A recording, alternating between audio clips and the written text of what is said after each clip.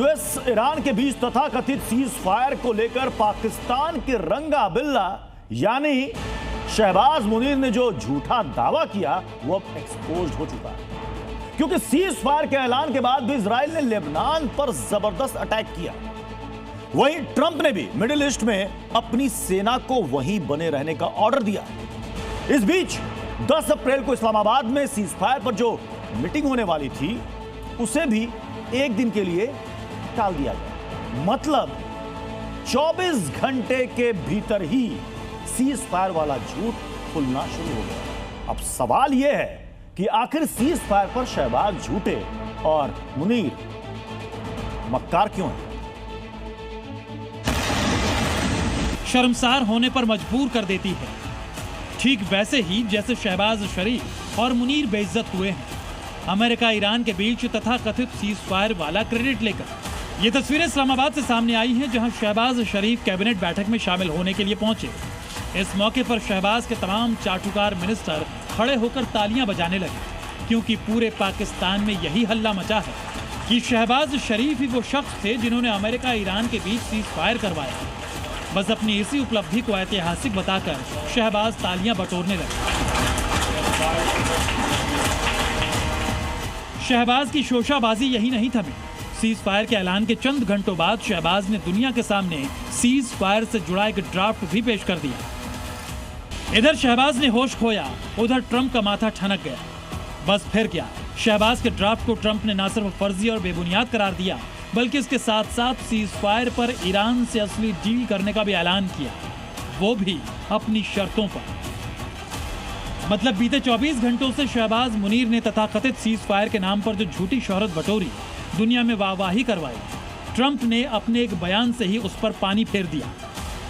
शहबाज मुनीर ये भ्रम फैला रहे हैं कि सीज फायर में पाकिस्तान का रोल बेहद अहम था। ऐसे में सवाल है कि सीज फायर में पाकिस्तान का कोई किरदार नहीं था, या पाकिस्तान ने जंगबंदी पर फर्जी प्रोपेगेंडा चलाया? क्या शहबाज मुनीर का झूठ महाविनाश कराएगा? दरअसल ये तमाम सवाल यूं ही नहीं खड़े हो रहे। बीते कुछ घंटों में तथाकथित सीज फायर से जुड़े जो अपडेट सामने आ रहे हैं, वो पाकिस्तान के हवाई दावों की धज्जियां उड़ा रहे हैं। दरअसल सीज फायर को लेकर इस्लामाबाद में एक हाई लेवल बैठक होनी थी, लेकिन 10 अप्रैल को इस्लामाबाद में होने वाली बैठक टाली गई। ट्रंप ने मिडिल ईस्ट में अमेरिकी सेना की तैनाती जारी रखी। इजरायली सेना ने लेबनान पर 100 से ज्यादा हमले किए। लेबनान में हमले के बाद ईरान ने यूएस इजराइल को धमकी भी दी। हालांकि दावा किया जा रहा है कि इस्लामाबाद में तथाकथित सीज फायर को लेकर बैठक 11 अप्रैल को हो सकती है, मगर उससे पहले लेबनान पर इजरायली सेना के हमले और मिडिल ईस्ट में ट्रंप ब्रिगेड की तैनाती इस बात की आशंका बढ़ा रही है कि असल में ये सीज फायर एक छलावा है। Bureau report. सीज फायर का रंग ढंग देखकर लगता नहीं कि ये 2 हफ्ते तक भी टिकेगा। कोई भी पक्ष, ईरान, इजराइल या अमेरिका, इस सीज फायर के प्रति गंभीर नहीं नजर आ रहा। यहां तक कि सीज फायर का धड़ल्ले से खुलेआम उल्लंघन भी हो रहा है और हर पक्ष रह रहकर सीज फायर तोड़ देने की वार्निंग दे रहा है। इस वक्त सीज फायर बिल्कुल कागजी हो चुका है, जिसका जमीन पर कोई अस्तित्व नहीं दिख रहा है। क्या यह 2 हफ्ते के पहले ही टूटकर बिखर जाएगा और तब युद्ध पहले से भी ज्यादा भीषण होगा? कूड़ेदान में ईरान का फार्मूला 10, लेबनान में इजराइल का बारूद बर्बादी की नई लकीर खींच रहा। हॉर्मुज के दरवाजे पर अब भी ताला, अमेरिकी सैनिकों की तैनाती जस की तस। यूएई भी दिल से नहीं खुश और ईरान की ओपन वार्निंग। ये 6 बेहद खतरनाक संकेत हैं सीज फायर टूटने के और अगले कुछ घंटों में युद्ध के भीषण रूप में छेड़ने का। इन संकेतों की पुष्टि प्रमाण के साथ दिखाने से पहले व्हाइट हाउस की प्रेस सेक्रेटरी कैरोलिना लेविट के लफ्ज बहुत गौर से सुनिए। मिडिल ईस्ट में युद्ध की बारूदी गंध में सीज फायर की सुगंध की सांसें घुट रही हैं। टूटती सांसें किसी भी वक्त विकराल वार के रूप में तब्दील हो जाए तो कोई अचरज की बात नहीं। आपने व्हाइट हाउस से जारी वक्तव्य सुना, अब आपको अमेरिका के उपराष्ट्रपति जेडी वेंस को सुनना चाहिए। क्या है सीज फायर की शर्तें? क्लियर नहीं। किन मुद्दों पर दोनों पक्ष युद्ध विराम के लिए राजी हुए? साफ नहीं। 10 दिसंबर को इस्लामाबाद में वार्ता शुरू होनी थी, अगली तारीख के लिए टल गई। ना खाड़ी के पानी में उबाल कम हुआ है, ना ईरान की टोन में बदलाव हुआ है, ना अमेरिका का रुख नरम हुआ है, ना इजराइल ने युद्ध विराम पर 100% हामी भरी है, ना खाड़ी देशों जैसे यूएई ने सीज फायर को लाइक किया है। तो सबसे बड़ा सवाल तो यही है कि कहां हुआ है सीज फायर? ईरान का सूना आसमान दुनिया देखे या लेबनान में नेतन्याहू की गरजती मौत उगलती तोपों की तस्वीरें दुनिया देखे। लेबनान इस वक्त सीज फायर की कब्र के रूप में तब्दील हो चुका है। इस्लामाबाद टू तेहरान हुकूमतें लेबनान में हमले रोकने को सीज फायर की फहरिस्त में शामिल कर रही हैं, लेकिन तभी नेतन्याहू 10 मिनट में लेबनान में 100 मिसाइलें ठोक देते हैं और गर्व से सीना चौड़ा कर दुनिया को बताते भी हैं बारूद के बवंडर में सीज फायर बेमौत मर रहा है। नेतन्याहू के बयान के बाद ईरान के विदेश मंत्री अब्बास अरागची ने भी सीज फायर तोड़ने की धमकी दे डाली। लेबनान पर हमला सीज फायर के शर्तों का सीधा उल्लंघन है। यह अमेरिका की साजिश है। वो इजराइल के जरिए युद्ध जारी रखे हुए है। अमेरिका को एक विकल्प चुनना होगा, या तो युद्ध विराम या फिर इजराइल के जरिए युद्ध। दोनों एक साथ नहीं चल सकते। ईरान ने लेबनान के समर्थन में एक बड़ा एक्शन स्ट्रेट ऑफ हॉर्मुज में लिया है।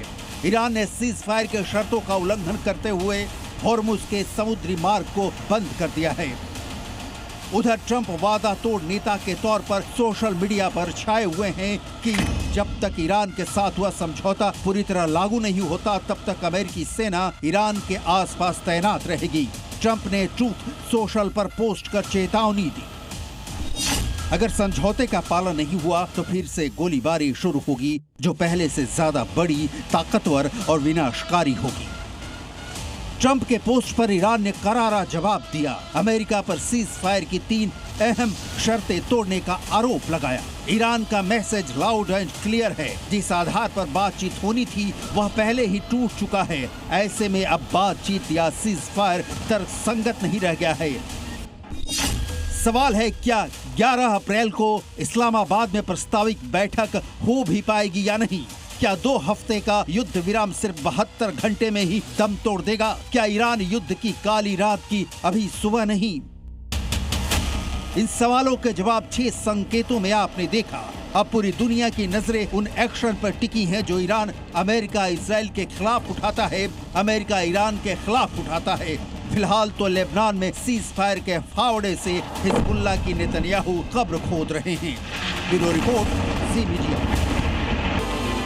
ईरान में युद्ध खत्म हो गया है, लेकिन लेबनान में नहीं। इजराइल ने लेबनान पर अब तक का सबसे भयानक हमला किया है। एक ही दिन में वहां 250 से ज्यादा लोगों की जान चली गई। इजराइल ने सीज फायर ऐलान के 10 मिनट के अंदर ही लेबनान में 100 ठिकानों पर एयर स्ट्राइक की।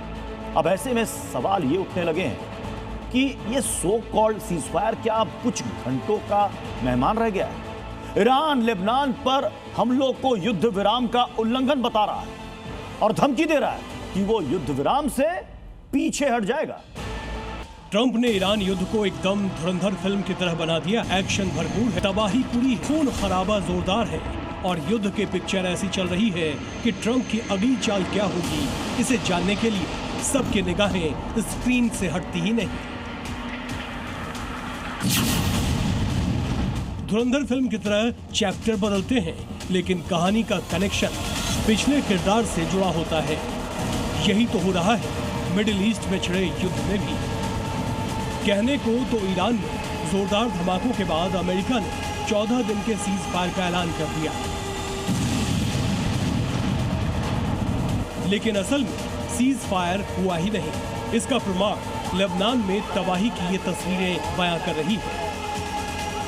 इजराइल ने लेबनान पर इस युद्ध का अब तक का सबसे बड़ा हमला किया है। इजरायली फाइटर जेट्स ने 10 मिनट में अलग अलग ठिकानों पर 100 एयर स्ट्राइक की है। यह हमला बुधवार को अमेरिका ईरान के बीच सीज फायर की घोषणा के बाद शुरू हुआ। इसलिए तो सवाल उठ रहा है कि ये कैसा सीज फायर है? अमेरिका और ईरान के बीच 2 हफ्ते के युद्ध विराम की घोषणा के बाद, जब दुनिया मिडिल ईस्ट में तनाव कम होने की उम्मीद लगाए बैठी थी, उसी दिन इजराइल ने लेबनान पर सबसे बड़ा खूनी हमला बोल दिया। सिर्फ 10 मिनट में 100 से ज्यादा एयर स्ट्राइक्स कर दी। इस ऑपरेशन में 50 से ज्यादा लड़ाकू विमानों ने हिस्सा लिया। ये हमले लेबनान की राजधानी बेरूत, बेका घाटी और दक्षिणी लेबनान में किए गए, जिसमें रिहायशी इलाकों को भी निशाना बनाया गया। इन हमलों से बेरूत में सब जलकर राख हो गया। लेबनान का स्वास्थ्य मंत्रालय चीख रहा है कि 250 से ज्यादा मौतें हुई हैं, 1300 से ज्यादा जख्मी हुए हैं। अस्पताल लाशों से पट गए हैं। माएं अपने बच्चों की लाशों को सीने से लगाकर रो रही है। लेबनान पर इजराइल का हमला वाकई दिल दहला देने वाला है। बिना चेतावनी के बेरूत के बीचों बीच बम गिराए गए, मकान ढह गए, परिवार जिंदा जल गए। इजराइल ने इसे ऑपरेशन इटर्नल रिवेंज नाम दिया है, यानी बदले की अमर आग। इसलिए तो कहा जा रहा है कि हिजबुल्लाह की लंका नेतन्याहू जलाकर ही रुकेंगी। जब ट्रंप ने सीज फायर का ऐलान किया था, तब भी इजरायली पीएम बेंजामिन नेतन्याहू की राहें ट्रंप से जुदा दिख रही थी। ट्रंप ने 2 हफ्ते के सीज फायर को माना है, तो नेतन्याहू ने साफ कर दिया है हिजबुल्लाह पर हमले नहीं रुकेंगे।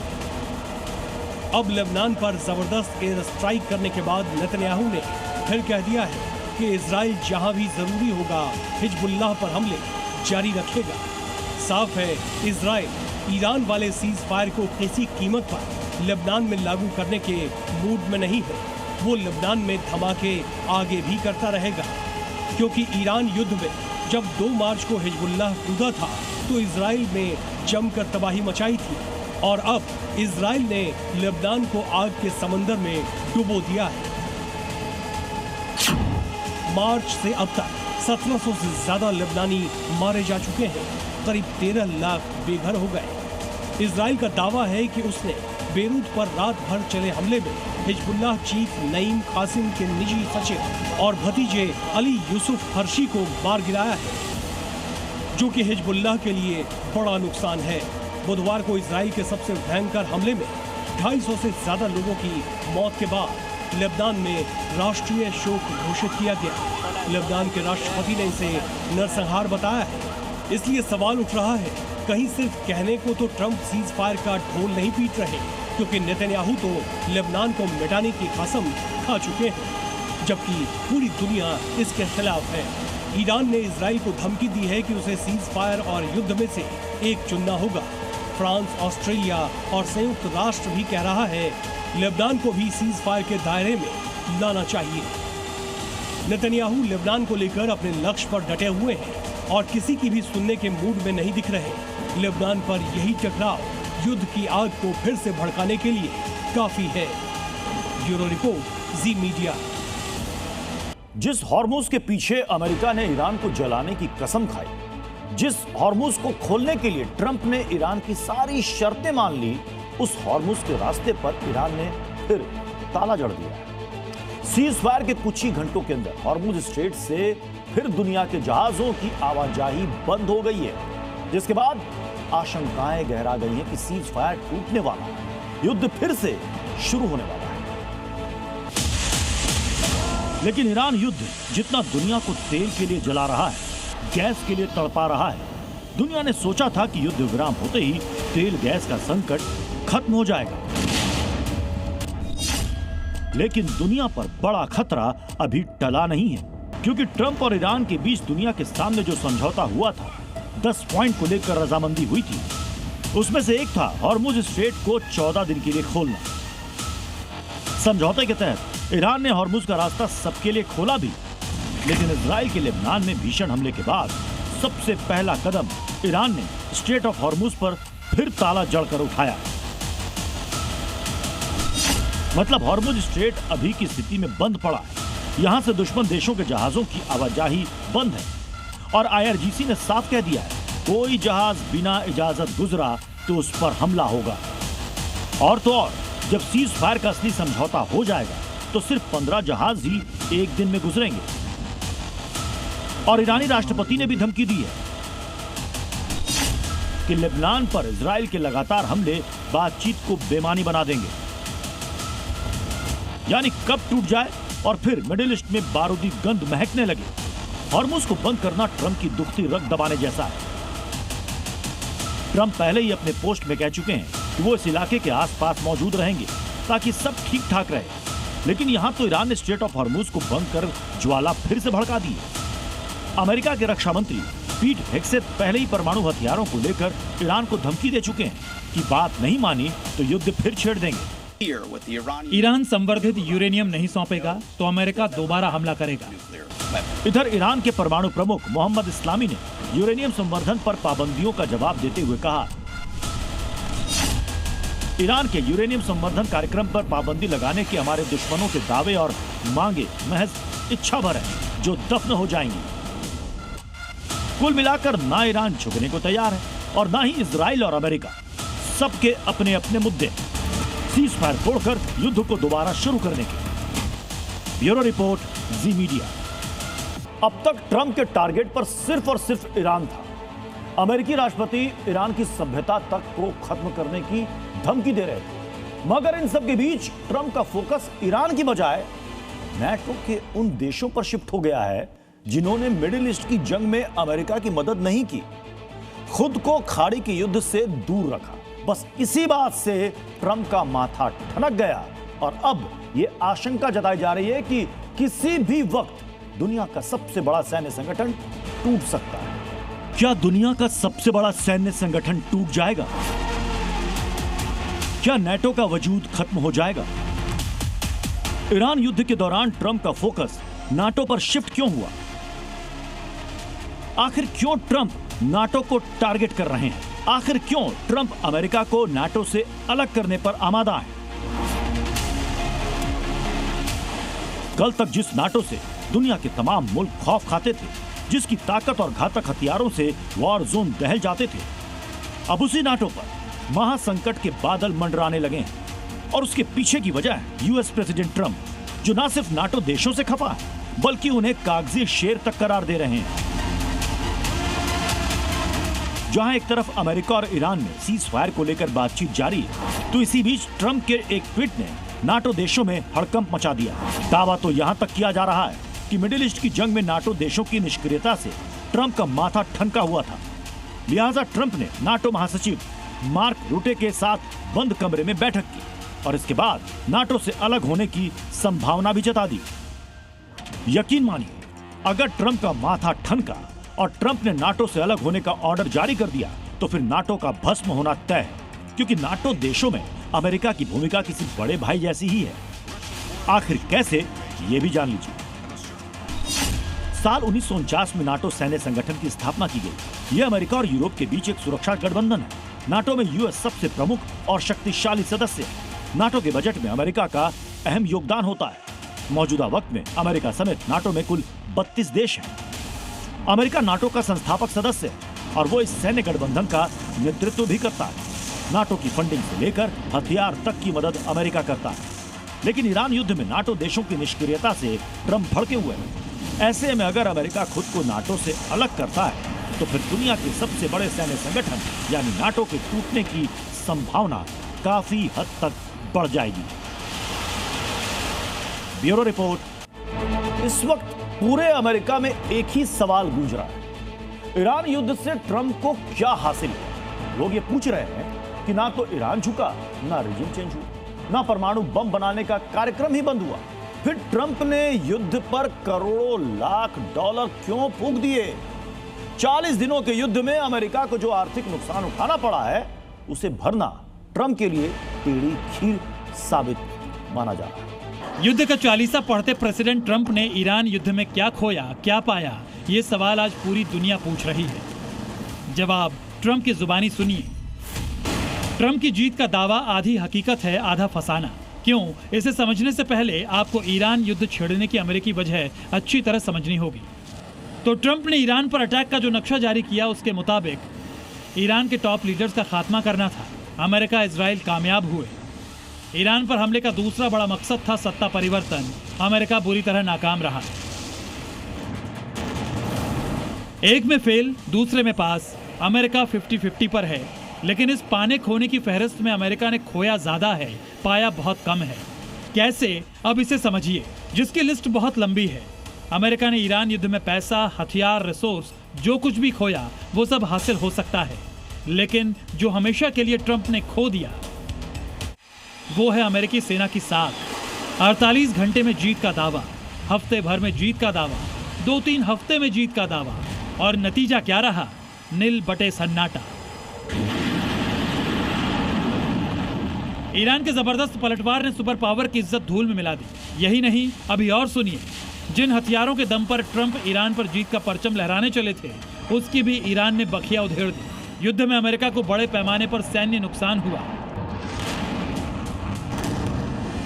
4 F-15E strike eagle, 1 F-35 fighter jet मार गिराने का दावा, A-10 थंडरबोल्ट ध्वस्त, E-3 सेंचुरी अवाक्स्तवाह, 17 MQ-9। कट्टरपंथी धर्मांतरण गैंग के निशाने पर अक्सर हिंदू बेटियां होती हैं। उनकी कोशिश होती है कि हिंदू लड़कियों को किसी न किसी तरीके से फंसाकर उनका धर्मांतरण करवा दें। पहले धर्मांतरण की साजिश की जड़ मदरसे और मस्जिदों में पाई जाती थी, लेकिन अब कट्टरपंथियों ने अपना पैटर्न बदल लिया। कैसे? देखिए, लखनऊ में KGMU का डॉक्टर रमीज हिंदू बेटी के धर्मांतरण कराने की फिराक में था। इसी तरीके से देश के अलग अलग हिस्सों से जिम जिहाद वाली साजिश का भंडाफोड़ भी हो चुका है। यूपी के मिर्जापुर से लेकर कर्नाटक तक के कई जिमों में धर्मांतरण का खेल चल रहा था। जिम मालिक और ट्रेनर हिंदू लड़कियों को फुसलाकर, ब्लैकमेल करके और वीडियो बनाकर धर्मांतरण के लिए दबाव डालते थे। ऐसे उत्तर प्रदेश के गाजियाबाद और नोएडा में कुछ सैलून और ब्यूटी पार्लर का खुलासा हो चुका है, जहां जबरन धर्मांतरण के कुछ मामले सामने आए। इन पर यूपी पुलिस कार्रवाई भी कर चुकी है। लेकिन अब यह कट्टरपंथी गैंग टेक कंपनियों तक पहुंच चुका है। महाराष्ट्र के नासिक में आईटी कंपनी TCS के BPO में काम करने वाली कई महिलाओं और लड़कियों के साथ यौन शोषण, दबाव और धर्म परिवर्तन के खुलासे ने पूरे सिस्टम के कान खड़े कर दिए। 1, 2, 3, 4, 5 काले कपड़े में ढके चेहरे, इनके काले कारनामों का ही नतीजा है वो काले कारनामे जो सिस्टम पर बड़ा सवाल छोड़ते हैं। इन 6 आरोपियों पर बेहद गंभीर आरोप लगे हैं। उनके बारे में विस्तार से आपको बताएंगे, उससे पहले इनके नाम जान लीजिए। आपकी स्क्रीन पर आरोपी तौसीफ अत्तर, दानिश, शाहरुख शेख और रजा मेमन है। इनके अलावा 2 और भी हैं जो कहने को नामी गिरामी आईटी कंपनी TCS के BPO सर्विस में अलग अलग टीमों को लीड कर रहे थे। इनके अंदर कई लोग काम करते थे, उनमें हिंदू लड़कियां भी थी। इसी का ये फायदा उठाते थे और यहीं से शुरू होता था इनका खतरनाक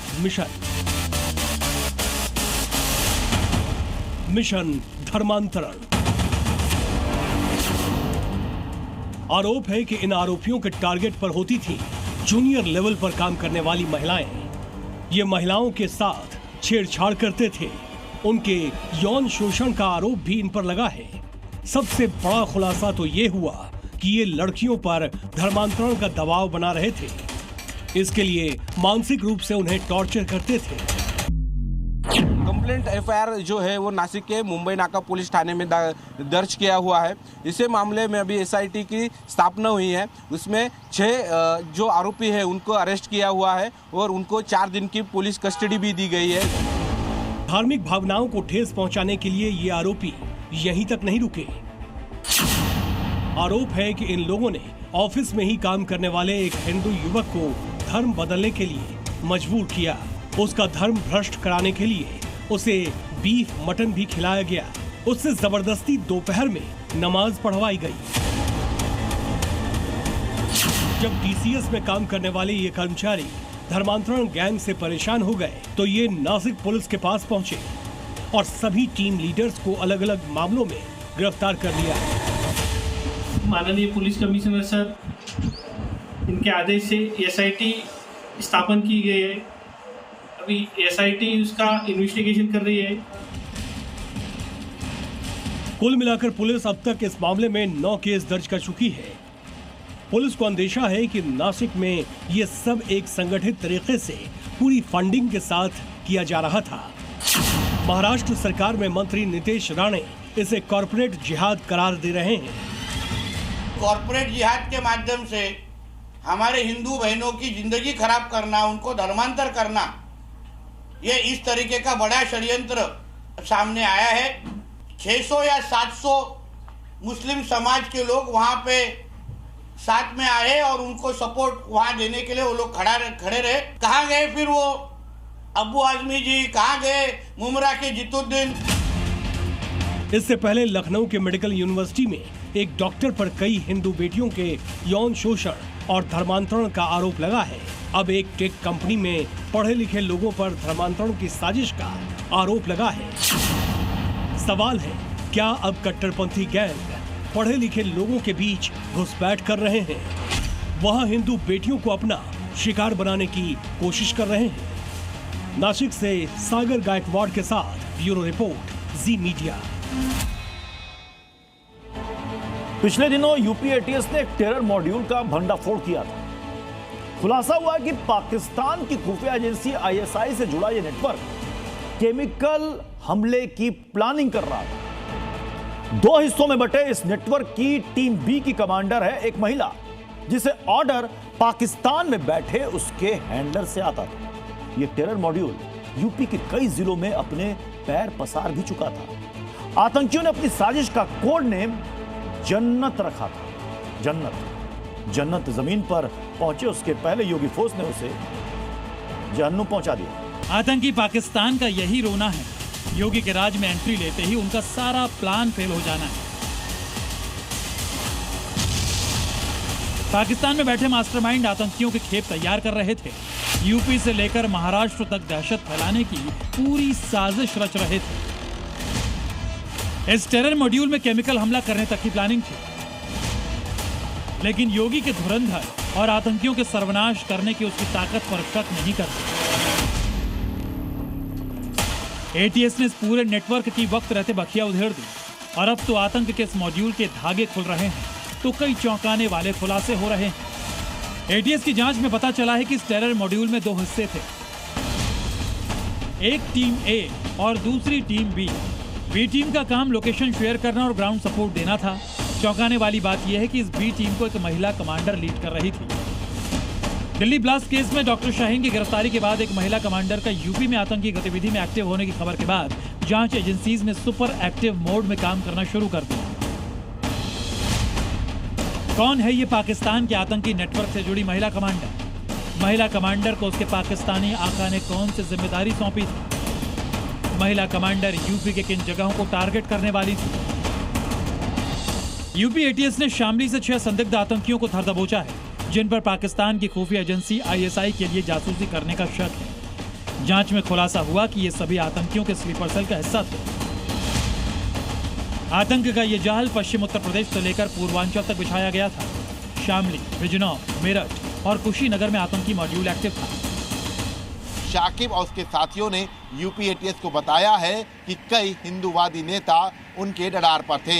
हैदराबाद, लखनऊ से ताल्लुक रखने वाले इन हिंदूवादी नेताओं की रैकी भी इन लोग ने की थी।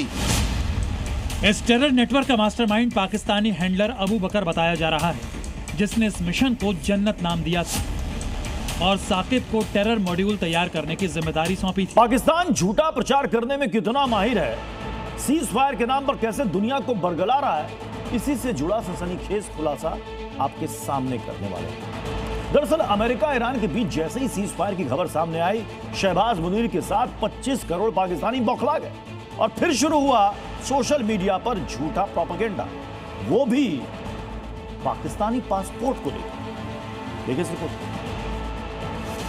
जब से ईरान और अमेरिका के बीच सीज फायर हुआ, तब से मानो पाकिस्तानियों का दिमाग सठिया गया और तथाकथित सीज फायर के नाम मुनीर शहबाज की गैंग सोशल मीडिया पर पासपोर्ट वाला प्रोपेगेंडा फैलाना शुरू कर चुकी है। दिलचस्प बात यह है कि एक ही मैसेज को पाकिस्तानी पोस्ट कर रहे हैं, शब्द भी हूबहू कॉपी पेस्ट, बस शुरुआत में देशों के नाम बदल रहे हैं। जानते हैं इस मैसेज को सोशल मीडिया पर वायरल करने के पीछे का मकसद क्या है? पाकिस्तान को ग्लोबल पीस मेकर साबित करना और इसी की आड़ में पाकिस्तानी पासपोर्ट को ताकतवर बताकर अपनी छवि सुधारना।